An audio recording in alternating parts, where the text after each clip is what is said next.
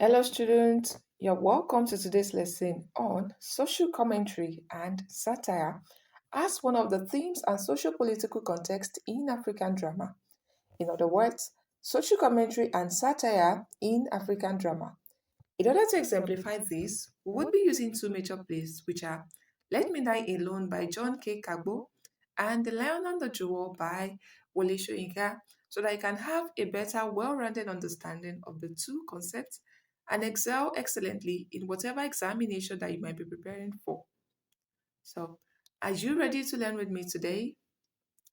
Get your writing materials and stay tuned.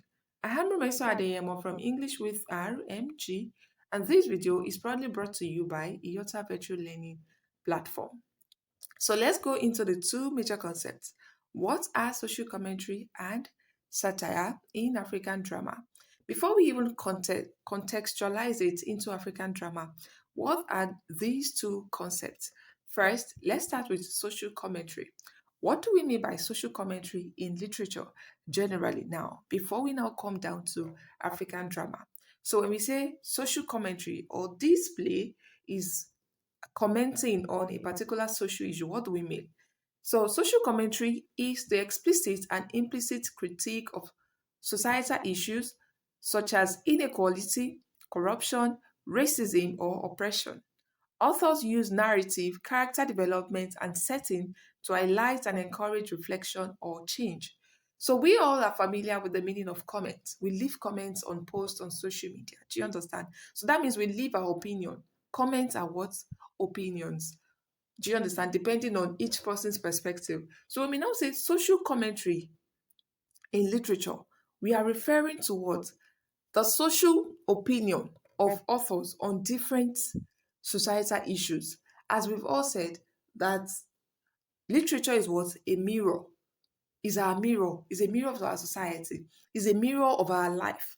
Sometimes when you read a literature, you can relate with a particular character because you probably have the same experience. Do you understand? So literature helps us to retell our story. Do you understand? In a fictitious way.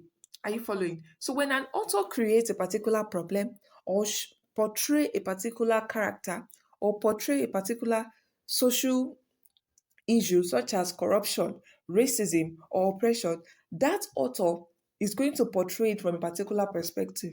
So that perspective from which that author is portraying it from is that author's what? Comment on that particular um, concept or that particular thing in the society. Sometimes the author might not really be explicit with their perspective. They might leave you as the reader to understand, to choose what you are going to do. So, but just by revealing it, by revealing social injustice, by revealing corruption, by revealing racism, do you understand? The author is doing what? Bringing these vices into limelight.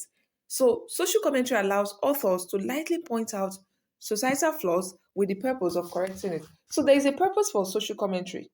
When authors retell stories to show that, okay, this is an injustice, this is a form of prejudice, this is a form of what? Inequality in this aspect. It is for the purpose of what? For we as communities, we as people in the community to do what? To reflect and think about how to correct it.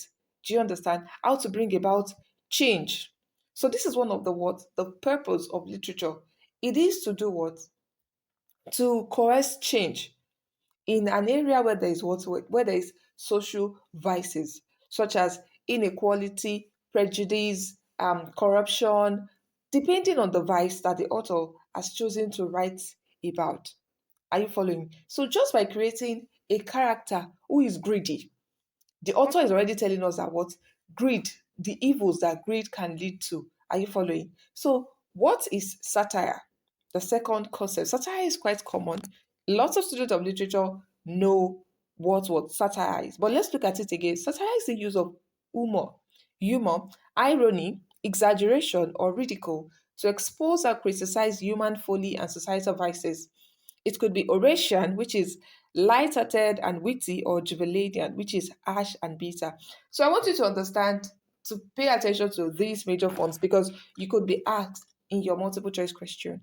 You could be given the definition, or you could even be given a context, a short context, and then you're asked, what type of satire is used in this line?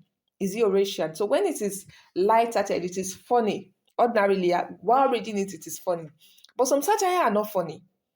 The fact that the author has chosen to reveal it, do you understand, for the purpose of change? Because satire is quite different from sarcasm. The two, they employ what? Ridicule, exaggeration. They are quite funny. But sarcasm is just for the fun of it. That's the difference between sarcasm and satire. But when it comes to satire, satire is an intentional purpose by the author to do what? To effect change, to call the attention of we as the community. Do you understand? To look at it from another perspective that, okay, this thing, is it really good? Is it really effective? Do you understand? Corruption, is what are the vices that it is bringing into the society, so that we can think about how to bring about change. So authors often portray both social commentary and satire through character depiction, dialogue, setting, etc. Although social commentary is often quite serious, while satire uses humor and irony to mock or provoke the subject matter. So this is just to tell you that both social commentary and satire could be in form of what? A character. Sometimes some characters are just very funny. Do you understand? But beyond beneath that being funny, there is something that the author is trying to depict. Sometimes it could be in form of a dialogue. It could be just the words um of the character at some point that is going to provoke that change, that thoughtfulness for the community to see things from different perspectives. Sometimes it could be the setting, depending on whatever it is that the author is trying to use. However, what you need to understand is that both social commentary and satire are used to expose hypocrisy and injustice.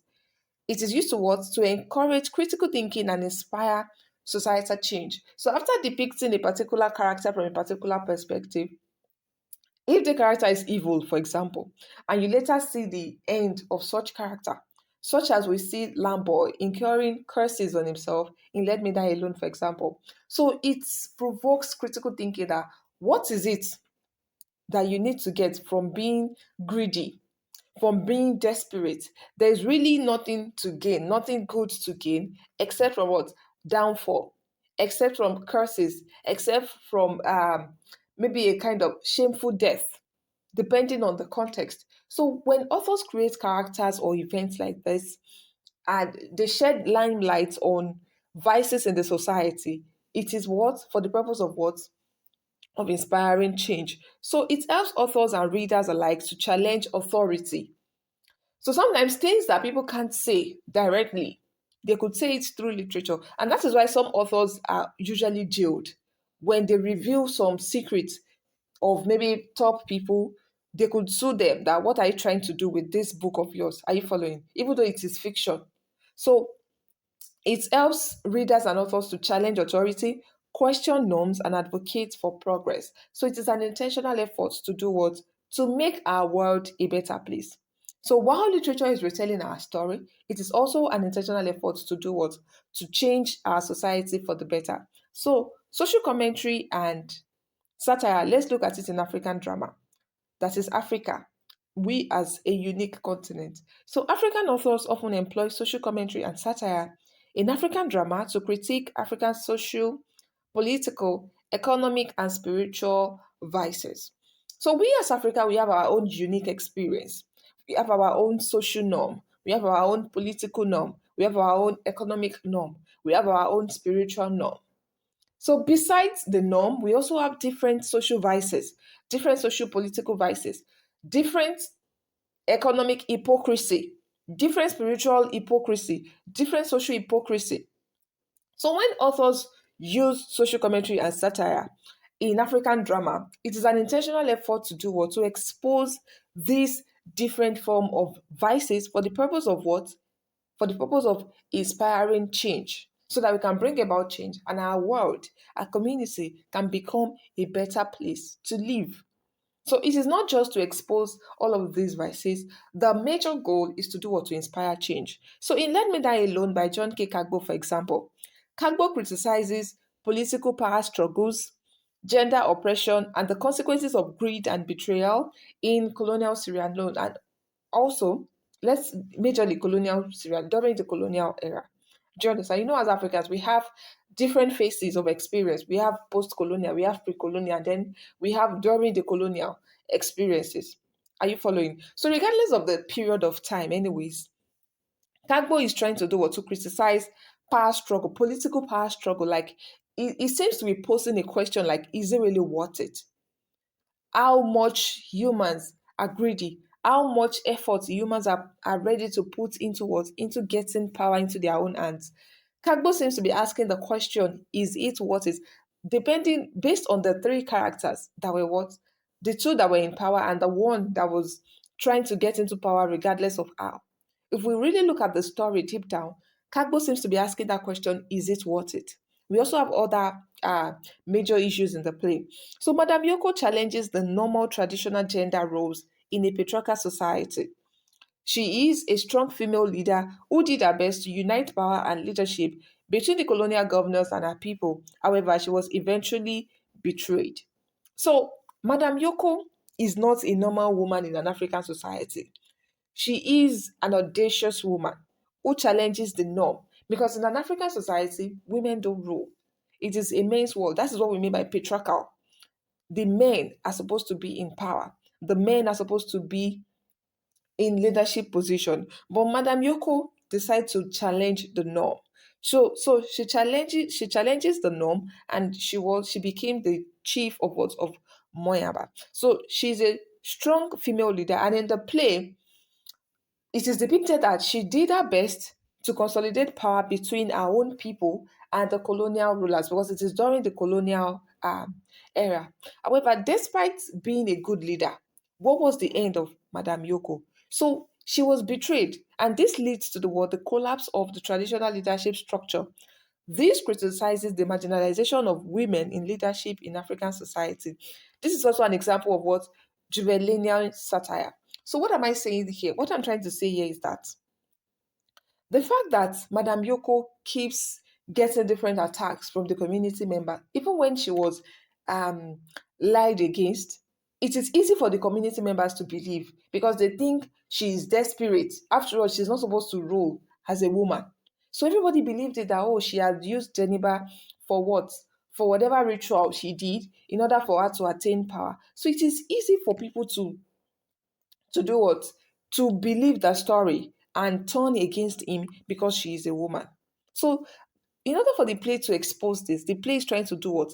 To criticize the marginalization of women in African society. So, the play also satirizes political corruption, ruthless ambition, and power struggles within African context as Lamboy ruthlessly seek to attain power on the path of blood. So, just as I've said earlier, that the author seems to be asking the silent question, even though it is not asked directly, is it worth it? Lamboy killing different people and also determined to kill as much as possible or as many as possible in order for him to get to the throne just because he is what? Ruthlessly ambitious to lead. We have this in our own society as well. We have rulers who are unconcerned about the reality of people, about changing the people's um the people's state positively. They just want to be in power. They just want to say, okay, I'm the one in power, I'm the one in charge. So despite the play being a tragedy, the play also employs irony and dark humor to critique the futility of power and false loyalty. So this is what we are talking about the words, the not so mild satire. Because eventually Yoko denied herself the experience of motherhood she so much loves just to attain power. Eventually, she gets no fulfillment from it. So the author seems to be satirizing what fruitless ambition. Ambition. He's trying to ask that is all ambition worth it? Because what what is the gain of Madame Yoko eventually? What does she gain? She sacrificed motherhood in order for her to rule because she feels like being a woman, do you understand, is should not be uh should not should not deter her from ruling. Eventually she gets herself to the throne, but she gets no fulfillment. It's only a momentary fulfillment that she gets while still wishing that she actually has a child to herself because she's always reminiscing motherhood. She's always talking about, being a real woman and having her own child. But she can't have a child because she has already joined the Poro cult. And one of the requirements of joining the Poro cult as a woman is what? Is that you are not going to give birth. So this is also one of the inequality of men and women in an African society. So all she gets from this ambition is what? Are death and also betrayal. So the play also criticizes false loyalty and ruthless ambition, as Lamboy's deceit and desperation does not only eventually get him to the throne, rather he earned himself curses by Yoko from the Poro bush. So this is to show that the play is also satirizing what? Ruthless ambition, trying to tell the society that if you decide to become desperate, if you decide to become ruthless about your ambition, it might not really fetch you anything other than disgrace. Are you following? Other than failure, other than curses from other people. Do you understand? And eventually, you might not even get that ambition. You might not even get to hold whatever it is that you are so much ambitious about eventually. So the author here is trying to expose this aspect of human greed and trying to call our attention to the fact that it does not bring any good in the end. Are you following? So that is the purpose of what? Social commentary. So Madam Yoko cursed Lamboy because of his what? Because of his greed, because of his evils of killing the young girl, Geneva. So she says their noses will rot, cataracts will marry their eyeballs. That is Lamboy and Musa that planned everything.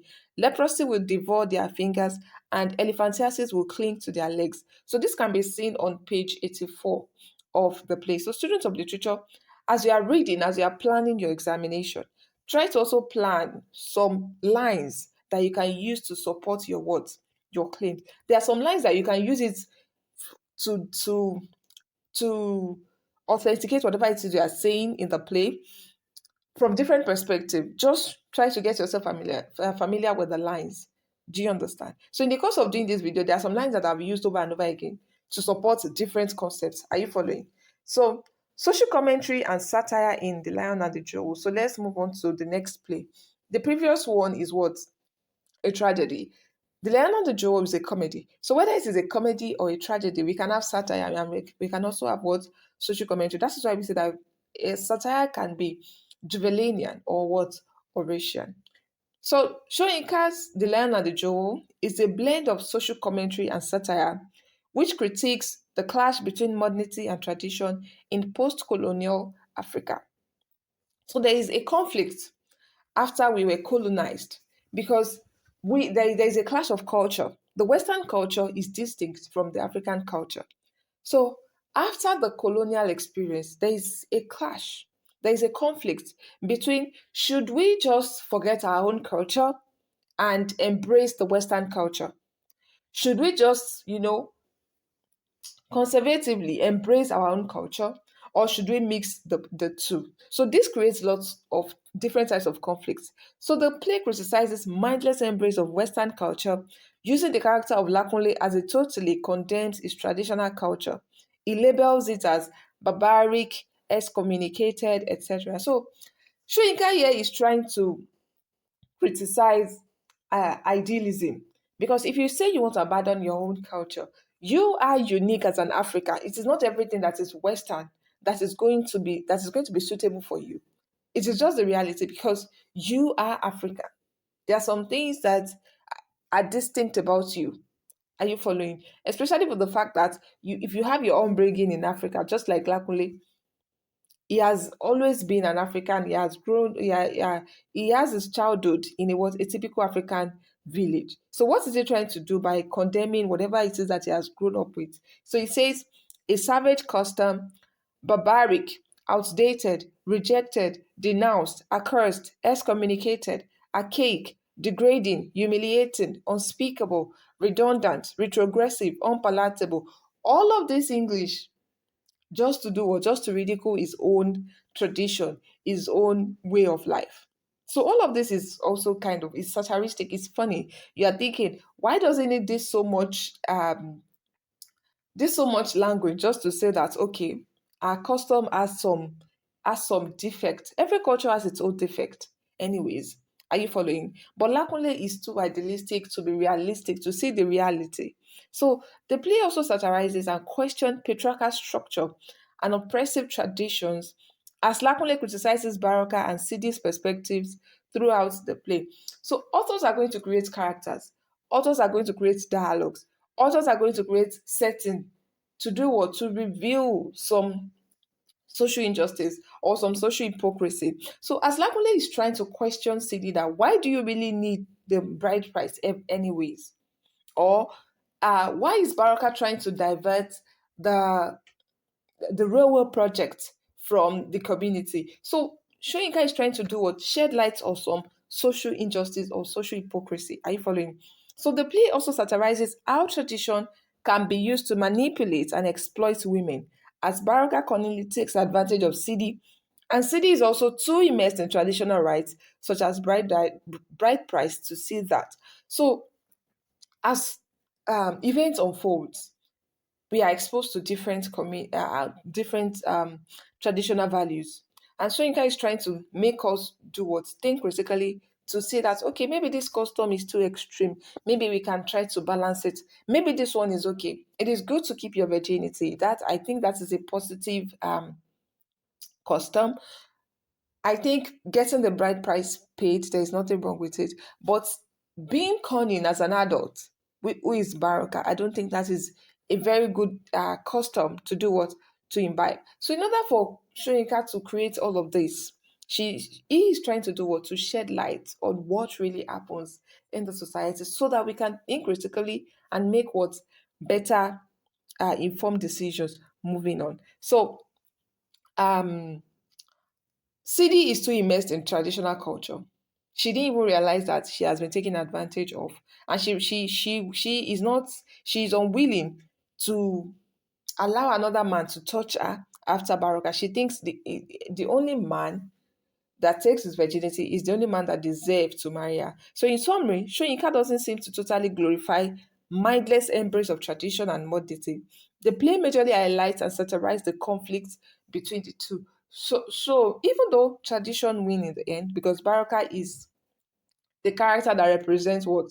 Tradition wins eventually, but Shoyinka seems to be questioning both the mindless embrace of both, whether you are a typical traditional man or you're a typical Western African. Are you following? So it seems to suggest that striking a balance between tradition and modernity is the best way to go, or just trying to expose what it means to be typically traditional or to be typically to mindlessly embrace Western culture or to be caught in between. Like Sadie, she is fascinated by the magazine. But she's also what? She's also a traditional woman who wants a bride price regardless, who wants to marry the man that took her virginity. Are you following? So she is caught in between and she made that choice of getting married to Baraka. So this is just to expose social vices or to expose social inadequacies so that we can do better. That is the purpose of what? Both social commentary and what? And satire. So you need to understand that these two concepts are intentional effort by the authors to do what? To show the world some societal inadequacies for the purpose of what? For the purpose of provoking critical thinking so that we can also what? Effect change, so that we can do better, so that we can make better choices. Are you following? Do you understand? Do you have any question?